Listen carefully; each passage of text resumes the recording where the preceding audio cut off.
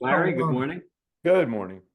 27 here this morning, so no, only glacial porpoises maybe up here. Yeah. All right. Hey, Joe, how Yeah, are we you? know how that one goes.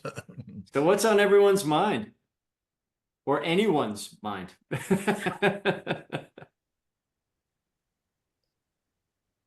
We have C3D Joe's voiceless. one recording away from having it completely finished. We've gone and redone a couple of recordings. Nothing obsesses like obsession, right? But that is I'm pleased. I'm pleased. It's a heck of a lot of work. Every hour of instruction takes several hours of I could tell you the exact number, but several hours of prep. Um, Especially when we use some of you guys have been kind enough to contribute time to acting as faculty, not acting, being faculty. And I'm looking at you, Larry, Ed, and several others, um, which is always calls for revisiting, tweaking. Anyway, so that's a huge milestone for this community, and I'm looking forward to starting to. You know me, right? I'll start banging the drum loud and hard. What else is going on? That's like the biggest news here. What's going on in everybody else's world? Any questions, cases you want to talk about? Things you love, don't love? Hey, George, I wish you would change. Nope. I do have one item today, but I don't want to be the first to throw something out or go over it. So if there's other, Well, you've got me acting as filler, Larry. So why don't you go ahead? well, Tim and I are in two different communities, right? This community and then a mastermind peer group community. Alex Council, yeah.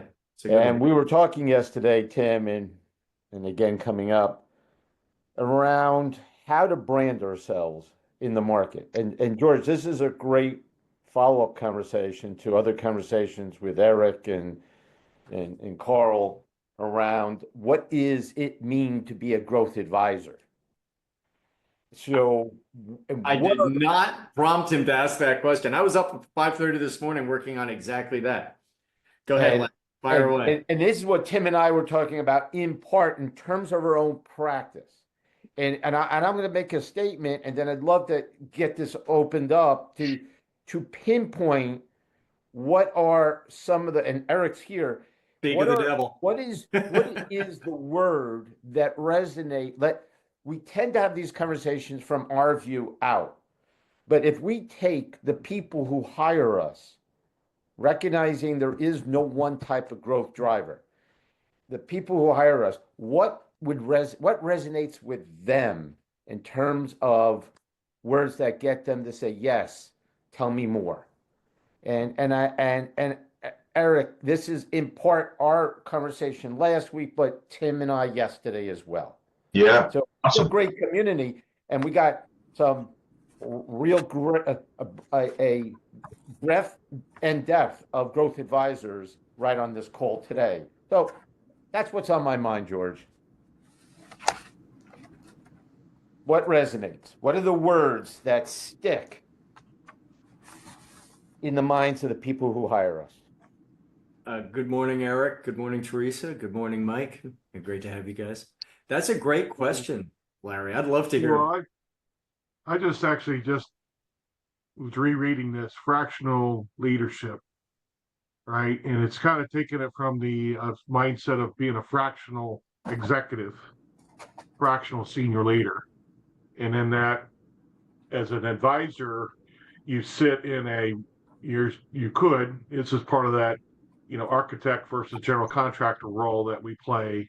But you sit in as a fractional senior leader, you're bringing that advisor embedded in the leadership team, define the key strategies, operational cadence, bridge strategy, coach and develop internal leaders, optimize scalability. Now, that's very embedded, right? So depending on where people want to be, how involved they want to be in organization. So there's a lot of work around or terminology in the industry around fractional leadership, fractional executives, fractional. Certainly, the CFO has a whole cadence around being a fractional CFO. So I like the word fractional, but I'm not sure what it conveys to the business side. So Again, Joe, I believe what you share are good stuff related to what we do or some of us do, and words that are industry terms, words right. of art from our view. I want to know, I'm a business owner. I run a $15 million revenue company. I'm kind of stuck. Speak to me in my language. I have had clients and I've had prospects that don't know what a strategy from a goal from a tactic is, and they built $30 million businesses having no knowledge of even what you mean. What do you mean growth? And I'm trying to figure out better what sticks. Larry, I might have a suggestion for you. A couple years back, someone gave me a suggestion that helped us specifically. Uh, they had something what they call customer listening. And that means that they sent out someone who's a professional to go back to your previous customers. And they had all slew of questions. It could be as short as 5 minutes, could be as long as 15 minutes. And they basically interviewed them in all aspects of, why did you choose Larry? What was it about Larry that was unique or specific? And so on and so forth. And they would do this with, perhaps 5, 10 clients, and they would come back and turn to you and say to you, this is your message. These are the people that you're attracting. This is why they're coming to you. And right, voice of the customer, correct, George. And then you would craft your marketing, your messaging around it. Very often, true to what you say, Larry, we're in our own heads. We're always surrounded by our peers. We're using all this jargon and words that, are, like you say, appeal to members in our community, and often sometimes even that's difficult. But if they go back, if you hire someone specifically to do that, it shouldn't cost more than a few $1,000s. You're actually going to get the language, the exact language, in other words, the exact words that are attracting the customers that you've already brought in. My guess is if there's another group that you want to go after, that perhaps you would want to go and have them, interview those customers and hear what specific words and language they're using, so that you could, build a marketing campaign around that. Good point. Yeah. Voice of the customer. It's Hey, Larry, interesting. I'll just comment. If I'm being honest with myself, I don't think there are a lot of words that do uniformly go across all customers that I work with. I think if I look back at engaging with customers, what they're most interested in is somebody who will take an interest in their business and the specifics of it. And so I engage best, for me, I engage best when I start asking a lot of questions about their business and start understanding it. Now, if we're stepping back a step to marketing, how do I get in front of them? I don't use jargon language in front of them. I don't say I'm a fractional. I don't say any of those words when I'm sitting there. If you're asking the question, Larry, what happens? How do I get to that seat? The person I'm talking to there is COIs, not the business owner. The COI is getting me there, and the COIs do get the jargon. So they do understand fractional leadership. They do, the bankers, the attorneys, the financial advisors, they do get that language. And so they'll understand who you are and then introduce me, right? But when I'm sitting in front of a customer, I'm talking to them about their business and specifics. I'm not using any of the jargon about what am I or who am I. I talk about growth and exit planning, but I don't talk about them in jargon language like growth advisor or growth acceleration, or they really don't want to hear that. I Interesting. don't know if I'm answering your question, Larry. Well, Eric, you just It's anticipated a the question I conversation was for gonna all, ask. but yeah, Eric, thank you. Yeah, Yeah. Larry, I might throw out and say, one of the things I do, and that is Can't find the book. I try to get the owner to look at that. I'm excited about understanding the business direction, the operation, and how it is being executed to achieve their overall objectives. And one of the things I say is, are you satisfied with what's happening? So Larry, I would, I'm sorry. No, it's okay. I'm not sure that's answering Larry's question. I mean, once you're in front of the client and you have the ability to have a conversation, it's fine. But it's kind of like the elevator pitch. You meet someone and they say, "What do you do?" Right? And you have to be able to answer that question in a way that is going to be able to have them capture what it is that you do in a very short sense. I mean, there's a reason why branding and slogans all exist, so people really understand and connect you with something. So, value advisor, growth advisor, may or may not be the appropriate one because they don't really understand it. And Eric, I appreciate your point that you're being referred to the clients, but ultimately you may be sitting there and asking them a lot of questions, and you have a relationship with them, and there's trust built up. That doesn't necessarily help them understand what it is that you do. Yeah. What do you do? What do you do? I'll ask everybody over here. What is it that you do? What do you do? Tell me in 3 words or less what you do, or 5 words or less what you do. If you can't do that, then you don't have an elevator pitch. Yeah, Business.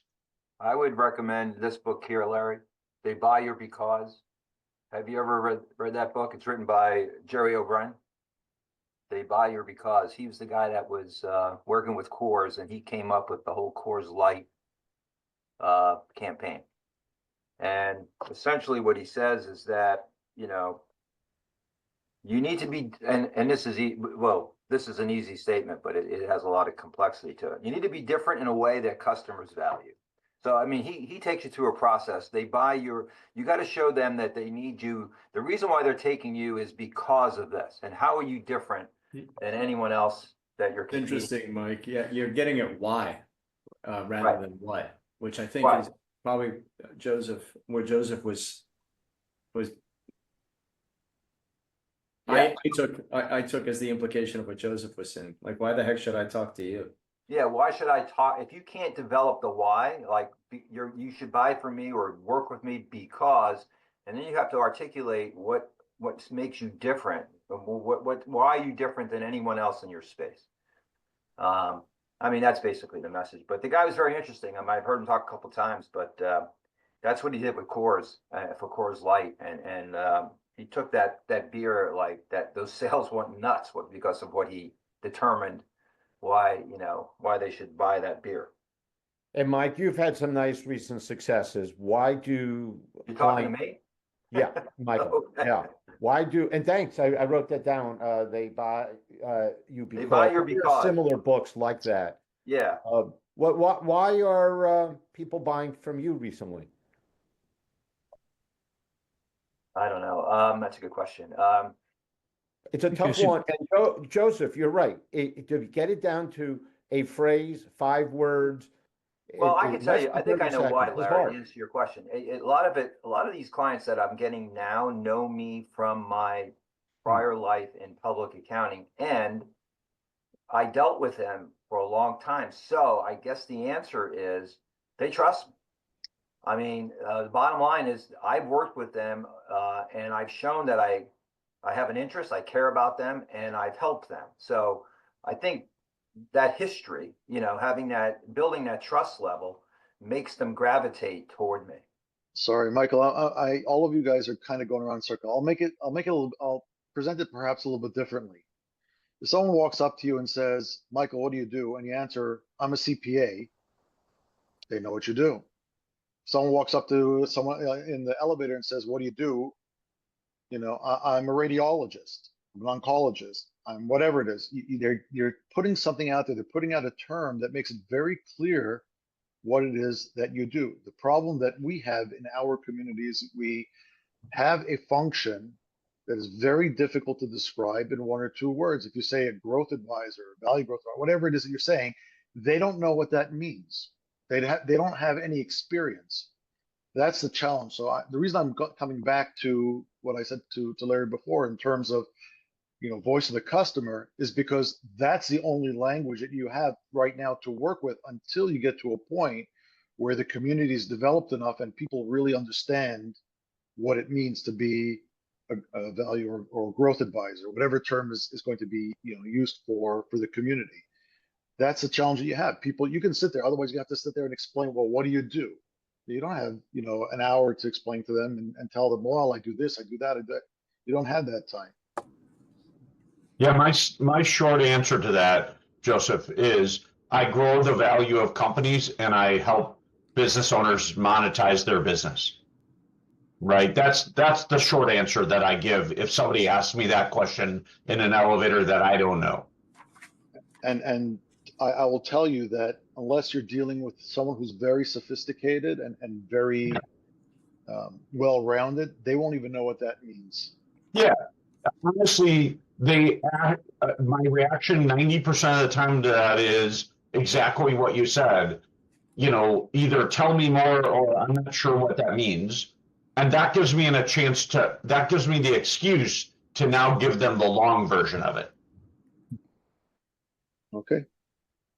I'm not going to challenge. I'm just saying from a marketing perspective, people's attention spans are getting shorter and shorter and shorter. They don't really have time.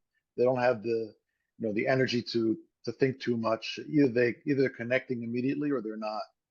Yeah, I mean I'm not pushing back. I'm just saying. No, Joseph, I'm agreeing with you. Actually, the subtlety here is attorneys and CPAs are very complex, right? They doctors, they all do really complex things. The difference is financial advisors, complex things. The difference is they've all had many, many years for the society to understand what they do. So we say CPA, and the person says, oh, I know all the things that is. I can connect that easily because that brand has been built already. We know what Coke is. Do we know what Juju Juice is? No, because that brand's never been built. So the reason that other professions can do it easily is because the brands have been built and everybody understands what that means. Our brand hasn't been built yet. It's interesting, Eric, and I want to build on what you just said and what you're saying, Joseph, because these two things are very related. On the one hand, if we say I'm a business, if you say I'm a CFP, we understand. I'm a CPA. That's a what? Now, why do people hire a given CFP or a given CPA? That I think is what we're getting at. And we have a worse problem, to Joseph's point, which is when you say I'm a business advisor, we use that as a placeholder, right? I'm a business advisor. That there's no promise to the market there, right? There's no and which is something that Eric, you're starting to a conversation inside the community in which many of us are participating. What does business advisor mean? And then we can say, and you should hire, and why you should hire this business advisor is, which goes to Joseph's point, was the voice of the customer. So there are two separate issues. Yep. We can't even define, like they don't even understand what the heck our profession is. I don't Correct. know, but I don't know. It's like saying you're a health practitioner. Well, that's a great analogy. Yeah. But I don't know if that's necessarily true anymore, George. If you read I was just reading it yesterday, the 2023 Exit Planning Institute survey of the business owner marketplace, and there's a rise in the level of awareness of what exit planning is, growth advising is. I mean, that's on the steady rise. It so is. I think more and more people are starting to they're starting to understand what it is, because a lot of the financial advisors, right, who have gotten the SEPA designation, right, they're out there preaching this stuff every day now. So I think that I think the awareness of what we do is on the rise. I think people are getting more and more conversant and understand what it is that we do. I think with that said, I think the real issue is the one that I had when I was a CPA, and that is, okay, yeah, I know you're a CPA, but you guys all do the same stuff, right? I mean, you're a CPA, everyone's a CPA, and if you don't say anything to distinguish yourself, then ultimately the choice comes down to price, right? I mean, I've seen them go through proposals and they go right to the price page, because they figure, everyone says that they're good, everyone says they have experience, everyone says they have this, that everyone says the same thing, and they don't say anything that separates them from their competitors. So therefore they really reduce the choice to price. And I think a lot of the professions, including us, are in that boat. I mean, Yeah. I why actually, why us I, versus everybody I else? actually just pinged ChatGPT to see how many different titles and variations there are for people who call themselves consultants and advisors, and it's timing out at about 300. There's a lot written these days about how to capture people's attention and how few seconds you have at the top of a landing page or in a conversation, 5 seconds, 7 seconds, 10 words, one sentence, whatever it is, right? The best thing that I've heard is that you've got what people want to know in like one sentence or less is how are you going to make my life better? Yeah. And that's what you want to at least imply. So to say, you're in the elevator, I'm a doctor. Okay, well, a doctor. I'm a doctor who specializes in oncology and helping people survive breast cancer. Okay, now we're getting somewhere, right?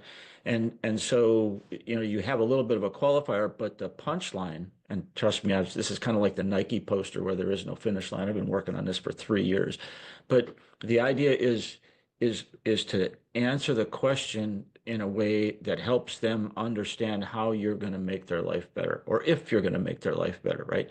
So maybe have that in mind while we're working on the variety description. And Tim, it's interesting because not everybody's ready for you either. So the statistical probability that you're going to jump in an elevator and win a customer because you had the right line at the front is very low. I'm not saying we shouldn't be ready to explain who we are, Yep. Joseph, to your point, and Larry, to your point, and I'm all about that.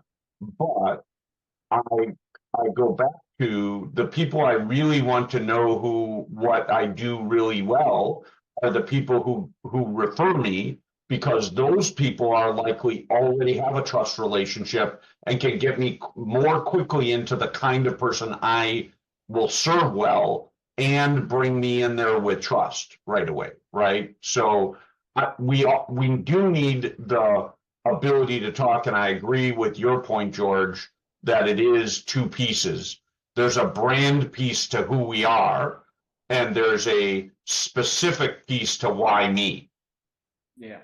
Well, Eric, I like what you said earlier, where you kind of gave a qualifier, but the first rule of copywriting is that what you're trying to accomplish with this sentence is to get them to read the next sentence, right? Yeah. So if you spark a curiosity, this is what Larry and I were talking about yesterday.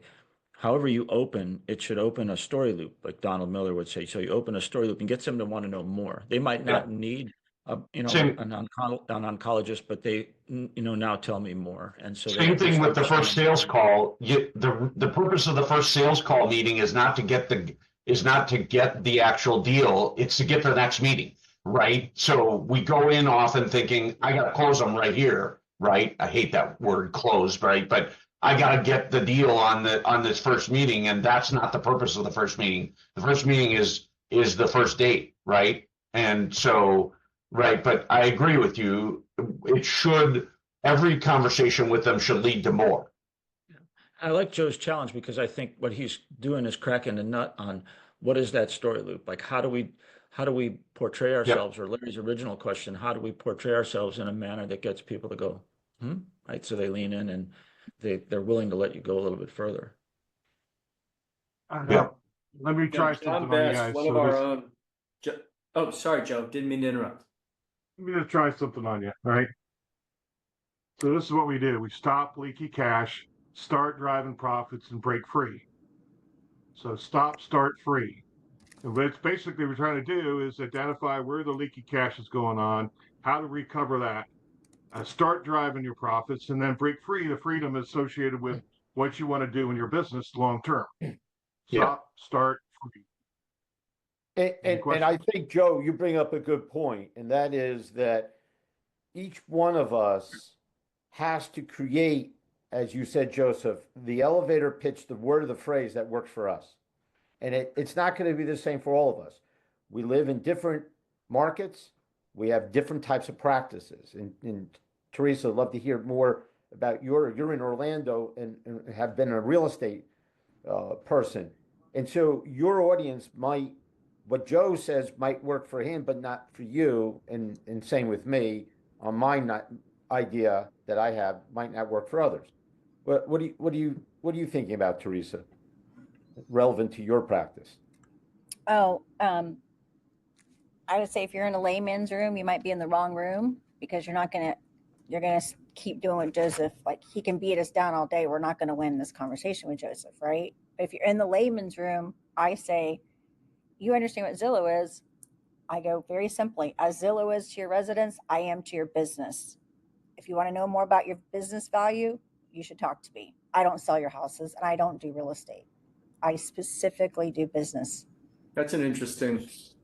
So to get people out of my hair and get them away from me, I dummy it down in a way that I feel like they could receive it in 4 seconds. So that's what I used. And that was, I live in a smart city. I live in a high tech corridor. I live in a high innovation corridor, a high accelerator corridor where everybody's fast, wants funding, wants money. I have suffered, as George is known, with low hanging people who don't have money, and I've moved away. When I say I'm in the room now, I'm a Fortune 5 executive with 30 years experience. I guarantee I can make your life better as a CEO, as a value advisor, focus on making sure you have a strong growth plan in the next 5 years and you exit on your terms. Very simple now. But I'm in the right room, which is where I knew I wouldn't win I love the camaraderie and the sparring Joseph has today. So I love it, right? I know better not to even go there, right? Because you're not going to win in the layman room. Where I am at now, and somebody said it earlier, I apologize, was your nomenclature will work when you're in your COI room. So I had to go back to ground zero and goose egg a month, which wasn't pretty, to relaunch, rebrand, and stay in my COI room and stay connected with my COIs and even show up better for this call because I've been in the wrong rooms for a little while. So I had to come back and reset and recalibrate. So that's the way I've been doing it. And you don't have a problem when you say you're a value advisor and you have Fortune 50 experience as a COO operating companies. The COO would die for you in that regard. By the way, Teresa, I think the what you used was great. I mean, the Zillow for businesses. For me, that's great because Zillow is something that people know and understand as a brand. So that works. And I think to my point, and Larry, I think really understood what I'm trying to say. You have to find the right words for you until the community and the industry, what we're doing specifically, has a very clear branding, like a CPA or Yep. oncologist or whatever it is. Analogies work really well, Teresa. I agree with you. I use them all the time. And I have something I didn't know, I haven't been very present, so I'm going to apologize again for that. That's me beating myself up. George invites me all the time. I just got to show up more to these. I have religiously for the last 2 months, I have a coach outside of this group that really did some real good coaching, deep work with me over December and January. I'm more than happy to put in things that I found on Chat GPT. I'm using Claude AI. I'm a deep tech person. I can put it in the circle. I just don't want to blow up the circle, but I put in pricing, nomenclature, names, like Joseph saying, you all are saying. The coach word has saturated the market. I can't stand it. And I'm even pissed because my corporation company put me through ICF. So I put that down on my profile because, hey, look, I did the work. I did the rigor of coaching programs. That's coach, not the BS that people are just Instagramming. So I'm differentiating myself and saying, no, not your average. It is certified. It is vetted. It's a process. So I'm leveraging myself and separating myself in those things. And the second I don't feel like they're getting it, that's that person's not meant for me. So the triage and the vetting is getting tighter and tighter. And investing in the COIs, I last month held one workshop, and I've got 4 appointments from one COI, and I got another one yesterday with 8 people. So staying in your where you're supposed to be and belong for people to recognize it, that will help. It helped me. I was in imposter syndrome because I was in the wrong area with the wrong 4 seconds of attention with people. So that's what I'm doing. And I can gladly add that to the circle if people want to see that. And it Please. includes pricing, includes names, it includes all the things that you can do and all the things that you could charge for, because I'm working on my pricing for 25. So if I could put that Teresa, if you're willing to circle, share that in circle, that'd be fantastic. Please do, Teresa. You know, it's something George and I spoke about last week, to your point. Growth Drive is not designed to be a marketing play. It is designed, though, for us to have serious conversations like we're having, mature conversations, so we're better at owning how we go to market and present ourselves. So there is a distinction there, and you adding that, like where this whole conversation, including in the chat, adding that to circle helps us all get better at what we're doing. perfect. Maybe we should share the words of art that we are using in circle and be okay with that. Well, there's also, and as we talk about, I love that, Larry, and we are having this conversation. And I love that the community is coming to this conversation. You know, one of the things that that we also, I think we fall in the habit of, and it's human nature. Imagine you're standing in front of a business owner and you're like, oh, that's an opportunity. Now, how do you approach that? And you approach it from a how do you approach that? And one of the ways that can be powerful is to say, well, you know, think something like, I only work with businesses where I am certain I can deliver a return on investment. You know, things, I know that's a technique and it's a, you know, that's the next ring out here, but promoting ourselves as experts who select and as several of you are now deciding who you're going to work with, which of these opportunities do I have time for? And, you know, there's just a nuance to this conversation. I just took us far afield. I'm sorry. I'll share something else. Sorry, Larry, go ahead. My apologies. No, you go. You go. Okay. Yeah, like I got pretty beat up pretty bad by my coach. So this is all good. This is the work, the deep work you have to do.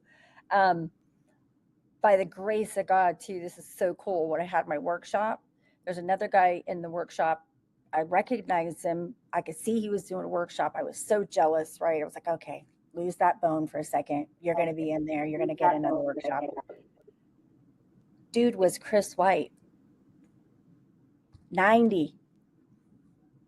I've had my second call with him on strategizing just by knocking on that window and say, didn't want to interrupt, but I just want to say hi. I'm part of the Growth Drive community. I'm so excited that you're doing an implementation with one of my favorite fans, George Sandman.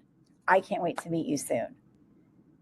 That came back around. So it's again, COI like, right? Because he's in the industry. He is amazing dude, right? So it's kind of staying close to who knows us, because that whole group of 90 team that George is doing this implementation with, I believe, is for all of us to build that community with, outside of George and what he's doing brilliantly here in this world.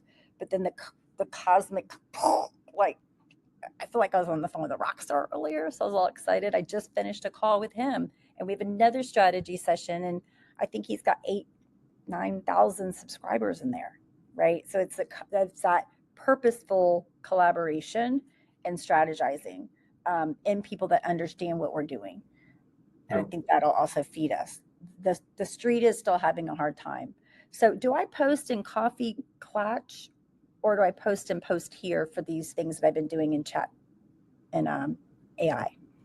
You know, Teresa, you can just post it in post here. Okay, perfect. Thank you. Thanks. And we'll eventually move it, but please post it in post here. Yep, I'll put it all in there. So as a development of this conversation, I'd just like to propose back to the initial thought that was put out, Larry, as I joined the call, and Joseph, as you articulated it, re-articulated it about, 10 minutes into the call. if I'm a, let me turn the question around. If I'm a really specialized neurosurgeon and I'm in the elevator and you ask me what I do, I might just say I'm a neurosurgeon. And I don't really think the probability is that you're going to be my client. But if you go, boy, I need a neurosurgeon, then we engage in a conversation. So to a degree, part of this conversation, the assumption in it is there's an assumption built into the question, and that assumption is that I want to meet people randomly who are going to be my clients. And I would say for me, that assumption is not good. I mean, would I love to win the lottery on the street meeting a client? Sure. But my goal is to affect my COIs to know what I do, because that's how I get 98% of my business. And so all my energy goes into making sure they know who I am, you guys, and other people who know me more than meeting me on the street. And I'm less concerned at this point that the average person bumping into me on the street knows what I am, which is why I use more jargony kind of, this is who I am, just like neurosurgeon is jargony, right? So I think another component of this is, what are you trying to accomplish with that elevator speech, and who is the target of it? When I'm in front of my COIs, I'm very careful about who I say I am and what I'm doing, because I want them to have an exact idea of who I am. When I'm in the elevator, I help companies grow, and I help business owners exit their business, or I help business owners monetize their business. That's my jargon for the average person I run into. And if that catches them, great. If it doesn't, I don't really care. Eric, I have a couple of thoughts, and I'd love to hear Chad. You give this a lot of thought too. But Eric, two thoughts on this. It is a healthy practice, in the way, Joseph, you teed it up earlier, for us to think this through as an exercise. It helps us pinpoint then better where we're taking our practice. Second is, I say it's still good for my COIs. So, for example, Norm is a COI attorney, a business attorney. I'm bringing him into my peer group next week. He needs to understand first, in that elevator pitch way. So my elevator pitch is a statement, and then and then all the things you really did well before articulating, or Ed and Joe, about is the what and how we do that why. And I agree with that content substance as well. I've just been really working on that elevator pitch, to use that term. Yeah. The storyboard, as Tim says, open the loop, even with my COIs, because I have come to the conclusion not all my COIs can really articulate what I do. Yeah, my point at a bigger level was, I for a while, I've been doing this for a long time, but my business for 15 years. At the start of it, I was going to give a card out to anybody I could meet and try and get them to engage with me at every networking event. I think that practice is a mistake, and you need to there needs to be some I'm going to use the word discernment in who you're going to go deeper with. Otherwise, you're wasting a lot of time on people who are never going to be fruitful for you in your practice. They're not bad people. They're just not the right people for you. And so it took me a long time to figure out, again, it's not a not caring. It's not that I don't think those people are important, but they're just not they're never going to be the right people for me to support my business and my growth. And I'm not going to be able to help them in their there's no, it's a two-way street. It's not just about me. It's about can this relationship with, I'm going to pick on you, Larry. Can this relationship with Larry help both of us? If it can't, is it really going to go anywhere? And so Larry's a nice guy. I liked meeting him. I'm happy to say hi to him, and I'll wave or say hi or shake his hand when I see him at an event. But we're not going to be the guys who help each other find business. And so when I say COI, I don't mean just anybody I run into. I mean the people who know me well. Now, how do I get people into the COI? That's the discernment part. I'm looking for people and I'm looking for their reaction, and I'll spend a quick couple of minutes talking to them. That's another conversation. How do we discern out who really gets it, and how do we get those people into the COI? But once they're in the COI, that's where my messaging is really going. That's who I'm focusing on. Again, it's a different aspect of, I'm trying to tighten that circle and I'd rather have 24 people that I'm focused on that are feeding me all the time and I'm feeding them than have 200 people and they're not really doing a good job. And I'm not doing a good job of communicating with them because I don't know them well enough and they don't know me well enough. That's interesting, Eric, because you're talking about a matter of policy having strategic COIs, right? I have Yes. people to whom I refer and from whom I, with whom I collaborate in opportunities, and that is a fantastic strategy. It takes time, though. Like any strategy, it takes time to build and have it play out. You have been doing this for a very long time. I'd love to hear you describe that. Thank you.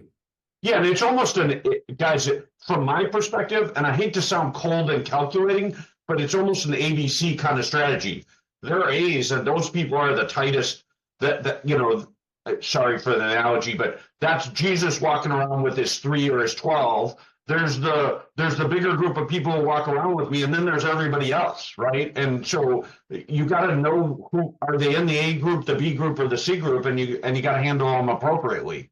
Because otherwise you're spending time talking to somebody who's never going to send you something, and you're giving a lot of energy to that and a lot of time to that, and it's never going to pay off. Funny. For either side. Again, it's a two-sided, I'm thinking about it as both sides. So how does this inform, Eric, I love that. I totally agree. How does this inform the original question? And I think it does. How does this inform the original question that Larry posed and that Larry and Tim are collaborating on? Which is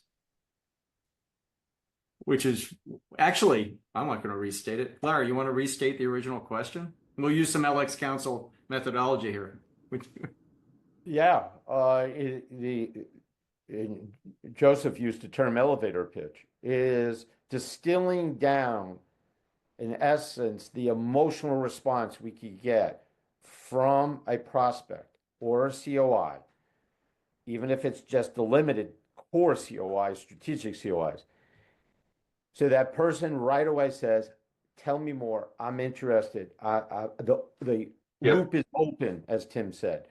And I think when I think about it for myself and I listen to the community, it's an area that, Teresa, you've worked on for yourself quite a bit. It's an area we need to improve, and that will help us as a community, but will help us also develop the growth advisory profession. Correct. Agreed. Yes. And I haven't said it out loud, but John Best, I always remember his line. John Best, when someone asks him what he does, he says, I help CEOs make more money doing work that they love. And that's intriguing. That's his take on it. But John isn't also, I'm not aware, and I've known him for probably a decade, I'm not aware of John ever needing to look for work. So I don't know if that is part of his why, but and Teresa, you have something similar right on your LinkedIn, right? Yeah. Yes. I make the life of CEOs better. Yep. And I have 3, I'm asking right now. So I've been working with some people and I'm asking them, why would you refer me? So when you said that earlier, one of the dudes, he's pretty cool. He wrote, he likes me doing some stuff with his family because it's a family-owned business, and I'm doing something with an entrepreneurship son who's going to business school. He loves it. He's a hard dude to get along with at home with his family. He's pretty tough. Italian, straight up New York, just fun, but difficult, scary kind of guy. He's put me on like 3 to 5 texts saying like, you got to work with her. She makes future CEOs. She's building CEOs. She's helping CEOs. And so he's all about it. He's a CEO. So I'm using some of those words as I find it. And it's constant, an iterative process for me too, because as soon as I get that feedback, I just kind of test it and drip it in different places. So yes, the book, yes, the answer. Yes, of course, George, you know, my coach is Mike Garrison. I refer him to anybody that I can. He is no nonsense coaching. He has no time for bullshit. You can't bullshit him. Sorry for the bad words, George. I applaud it. No, you can't book bullshit. Like, is yeah. good.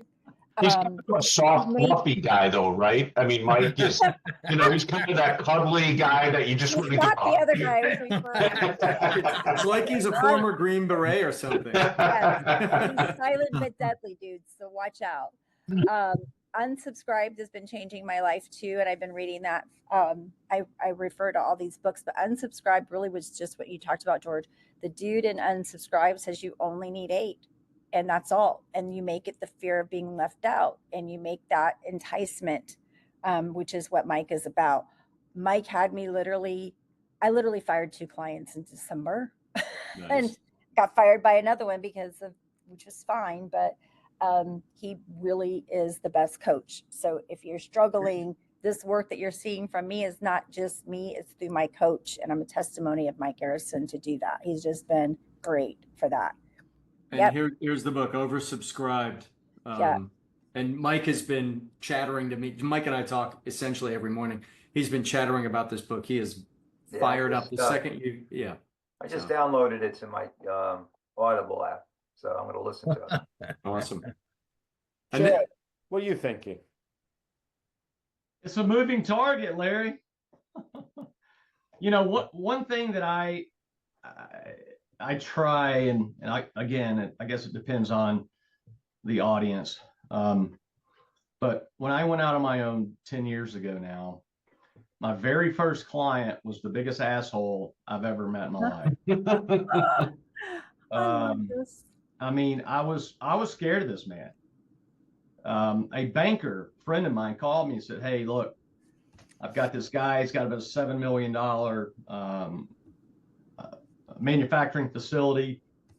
He lost 40% of his business overnight with 2 customers." Okay.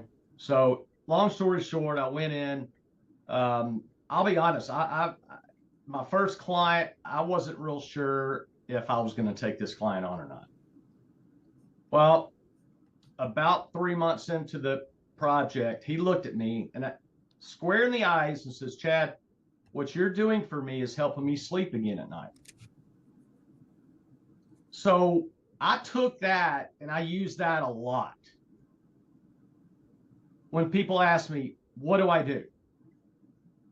I help business owners sleep better because I help business owners sleep better at night. And here's how. So I don't know, Larry, hope that gives you a little bit of feedback there, but that seemed to create enough interest for me to continue the conversation. Because a lot of times I may say I help business owners sleep better at night. Yeah, it's almost like I prevent heart attacks. Yeah. It's like, well, what does that mean? Are you a sleep doctor? What is that? And I'll let them think about that for a few seconds, and then I follow up by saying, by strategic business planning or whatever it may be. Chad, we're going to call you the business owner sleep therapist going forward. I need to take some of my own medicine. I'm trying to wake up. Oh man. You can use the analogy. You can use the analogy. You're like Ambien. You're like Ambien to the Hey guys, what do you think about taking? We just covered a tremendous amount of ground. This was super valuable. Would everyone be okay if we took a few minutes and went around the horn, just grabbing some key takeaways? That be okay with everyone? Good, bad? You want to? No? Yes? Okay, Eric, thank you. Yes. Thumbs up. Eric, would you care to go first and then pass it to Yeah. someone? Yeah, I love the fact that my key takeaway was you started it, George, and then it just started going in my head. But pulling apart an issue like this into 3 or 4 components, right? There was a brand component of professional CPAs and doctors have a brand. We don't have that yet, right? There's a who are you talking to component of it, and there's a and then there's the we each have a unique component because you have a personality and you have a way. Some people are going to be, I might be even be, different. I might be different in terms of my humor in my elevator speech that somebody else would. And so, like, how do you do it, right? And I'd even say situationally, you kind of read the person and see who they are, and you give a different answer, right? So I think being able to pull that apart and think about the components of it was really helpful. Awesome. Thanks, Eric. Who are you going to toss it to? Joseph, go. Okay, so if we can't tell them exactly what we do, we should have some kind of tagline that makes them ask another question. So for example, going back to what I said to Chad is the business owner sleep therapist. The guys would say, what? What's that? All right, something that's going to be enticing enough to get them to ask more questions and engage in conversation. Interesting. I like that. Thanks, Joseph. Who are you going to toss it to? Ed. I like Teresa's business owner sleep therapist concept. That that's resonating with me only because one of the things I often ask the owner, and that is, what are the key metrics in your business to help you to know that the business is on the right path? And as soon as I ask metrics, they say, well, what the heck is metrics? And I said, they're numbers. And I said they go from 0 to 1, and you can add as many in a row as you want. But the metrics tell you and give you a picture of what's happening. And it's very evolutionary if you have that in your hand, either every day or every week, depending on the nature of your business. Every week, man. Every week. I agree, Ed. Thanks, man. Who are you going to toss it to? I'll pass it over to Chad. He's been very quiet up there. I would just say that we as humans, at least I beat myself up a lot for not having this in place or that in place, or not having the golden ticket, right, of my slogans or headlines. I would just say, it's okay not to know what that is today. And that, that's always going to be a moving target. Yep, that's true. And we evolve professionally, right? Sure. Thanks, Chad. Who are you gonna toss it to? Yeah, Larry, go for it. Well, I like how, Joseph, you got us in the right direction. And Teresa, the idea of an analogy. I think analogies are important because you're able to get them to think quickly about a comparison, and then you say, this is what I do in that sense. So that is something I haven't thought of before. So the analogy. I'll go to Tim. Yeah, I love the whole notion of growth drive. I think it's a secret weapon that helps like people on a fast path to progress. And I love the challenge of having an intriguing description as brief as possible that piques people's interest, gets them to want to know more or tell somebody else about it or about me. So whether it's an analogy or the key phrasing, I've got 3 pages of notes trying to keep up with what you all were saying. So I think it's great. Teresa, have you gone yet? No. Okay, you're up. And I'm praying that George knows who else hasn't, because I'm not going to know who to call. Like It's George has easy. my 6. So, first of all, I just love showing up and I love this group. So I appreciate it. For me, the takeaway is, I'm excited to collaborate more and contribute more. So inside the chat, inside the post, I'll put that, because with a good coach like Mike, and I think it's very important, this is iterative. And if you don't think that it's iterative, you're going to get stuck in imposter syndrome. That happens to everybody. And then you just get irritated. And so I'm really just trying to continue to stay in an iterative and an evolving state and focus in those right rooms, because it is saturated out there. But on a positive note, I use this all week and it's been great for the last week. This is the year. If you put your hand up at anybody, you say, listen, this is the year. There's so much funding and capital out there. So if you look at the look back period right now that we're in, 24, 23, and 22 is going to tell the business owner what's real. And because this is the year that capital is there for funding, we don't have to worry about 20 and 21 anymore. So they're gone. So you have a 3 clear year runway and look back. So now is the time for you to know your value. So I'm sure you guys know the value of your home, or about, you look at on Zillow, I hope once a year on your estate planning. Why not know the same thing for your business? That's a great message. Should I drop the mic? Please toss to Mike. And who goes next? Mike, and then Mike, we have Mike and Joe. I'll go. Drop the mic. I thought you said toss to Mike. Joe, go ahead. Share the insomnia. So, Chad, I love your comment, but also we got to drag other people with us, right? And say they sleep better because I'm sharing the insomnia with my other folks. Yeah, we got to spread the love. Another term that I use, and I talk about entrepreneurial spirit, I turn with the vitamin E. How do we pass on vitamin E to organizations? How do we get them to start thinking about just the way you started that business years and years ago, and can drive down entrepreneurial spirit within the organization? It's not, and it's that recipe, right? So Chad, what WWCD, what would Chad do, right? And how do we share that? How do we share the insomnia? How do we pass forward vitamin E? Just think about, I love the terminology, Teresa, on the Zillow.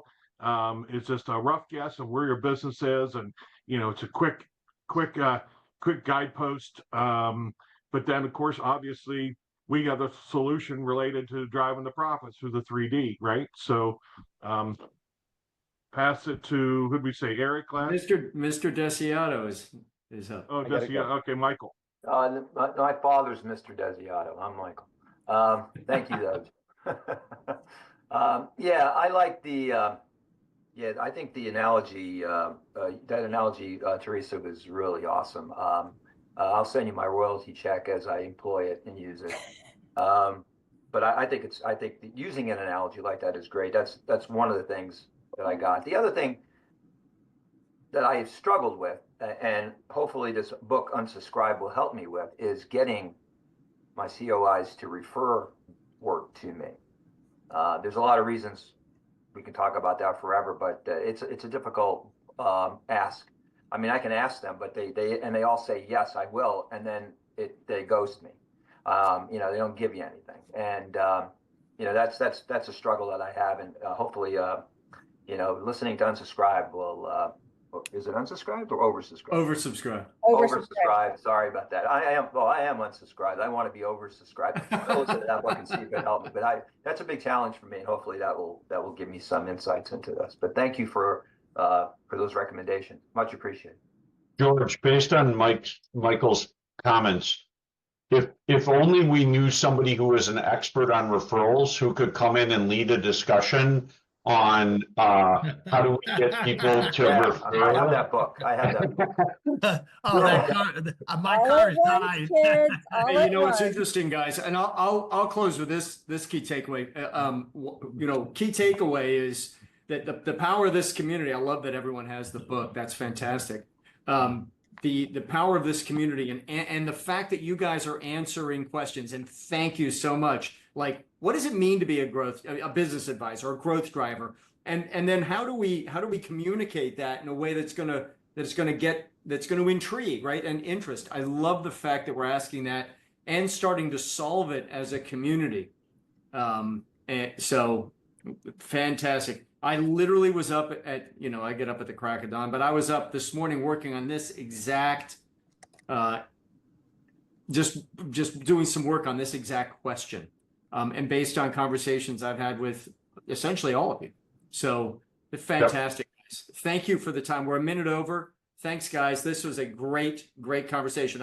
We will post the transcript, the key takeaways in the video here shortly. Okay. Thanks, Larry, for bringing it up. Okay, thank Good you. call. Awesome. Have a good week. Thanks, guys. Have a great week. Anything I can do to help, let me know. Same here. Okay, I'm here. Appreciate it.